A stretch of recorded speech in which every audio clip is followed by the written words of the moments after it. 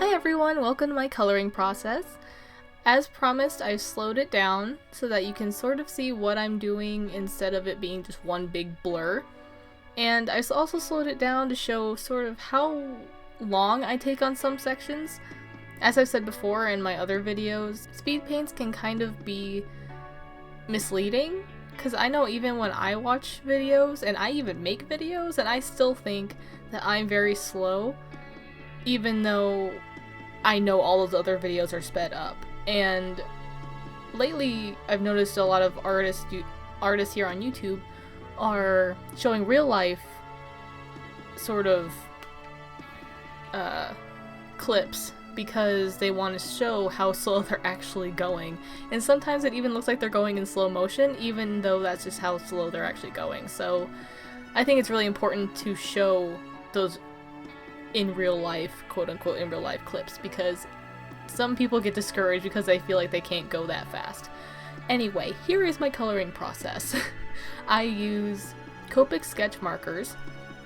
I only really use the brush nib unless my color is very much drying out and I'm trying to squeeze as much ink as I can out of it, so when it comes to that, I usually try and use the chisel tip to see if there's any ink left, but other than that, I never really use it. I'm working on mixed media paper from Strathmore. I've never really tried the Copic paper or any other kind of paper, but I would definitely like to try it. I've just fallen in love with this paper and I've just used it ever since.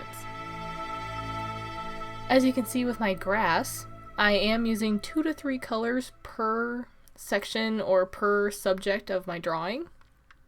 I'm using 3 different YG colors, I believe, on the grass, and that is simply to create depth.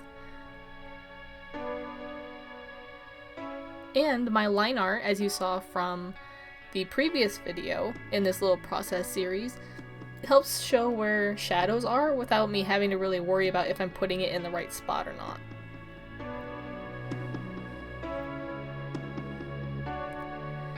And going along with line art, I believe that backgrounds should either be lineless or have very thin lines. The reason for that is, unless you want your background to overshadow your main focus of the drawing, then, you know, that's fine. You can do whatever you want, and really, you can do whatever you want. This is just how I do it. I prefer lineless or thin lines because I want to push the background into the background and have my main focus as the main focus.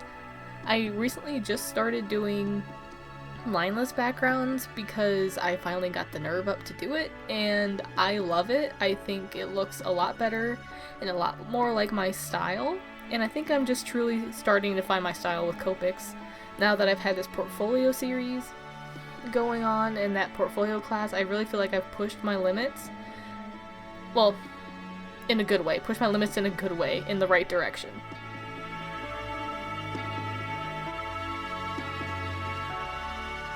And depending on the piece, colors, composition, that sort of stuff, I start with different things.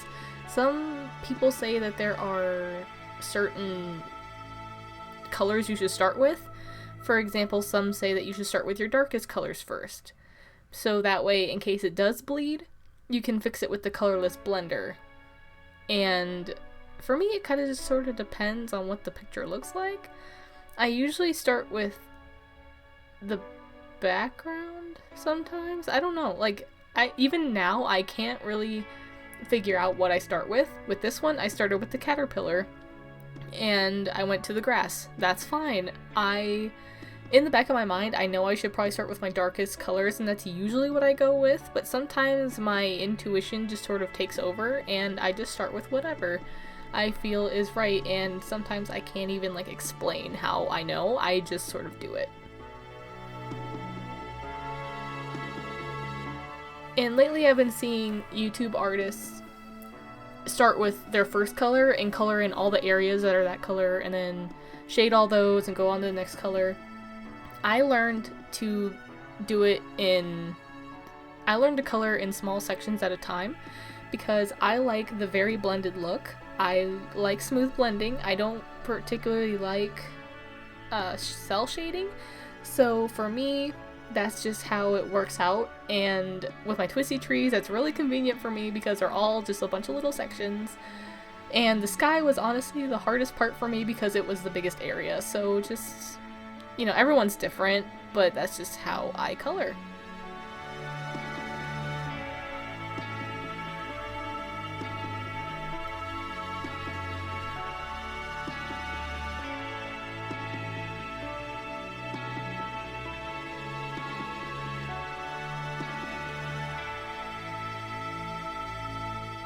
I also don't show it in this video, but sometimes I use my Sakura white jelly roll pen, and I love that thing. I forget to use it a lot of the time, but I do love it, I promise. When I first started the series, I was really into using it, and then I think just with how busy I got and how stressed I got, I just sort of stopped using it. But I intend to start using it more. So just to show you, just to say for you guys, I do use it, and I don't use it in this video, but I do use it in a lot of my pieces.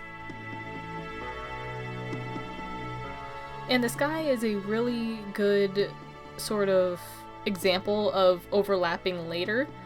I know a lot of people, it's sort of, you know, if you don't like it, go over it kind of thing. But with Copics and wet media, sometimes it's hard to do, especially if it's hard to fix. With Copics, I can sort of wing it, I can sort of do it well now that I've used it so much, but if it's not blending the way I want, I will sometimes go over it with a completely different color, or I will just keep feathering it out and sort of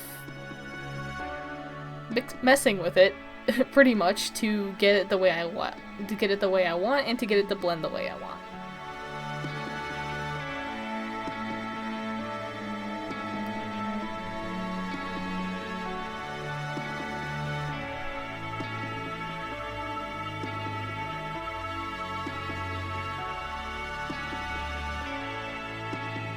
I also use the hex chart from Sandy Allnock to choose my colors now. I never did before, and I have to say, honestly, it helped me the most with broadening my horizons with Copics, and I know I say this in probably every one of my Twisty Tree videos, but it is really, really true. My hex chart helped me so much. I will put it in the description. I am not sponsored, but I live by this thing, and it's amazing. And the cloud is another good example of using the colorless blender for lighter and blending into white.